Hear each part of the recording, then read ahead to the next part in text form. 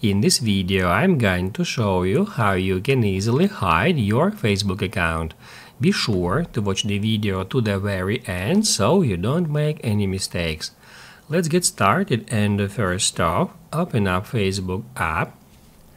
Then tap right here to go to menu. After that, tap at that gear to move on to the settings and privacy. And then just scroll down until you find how people find and contact you. That's where we can make our Facebook account as hidden as possible. I recommend you to do it in my way, so the first option, set to friends of friends, just tap on it and switch it to friends of friends.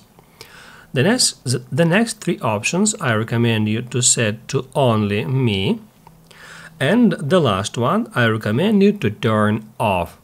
If this toggle turned on, just tap on it to disable it. If this video helped you out, don't forget to hit the like button.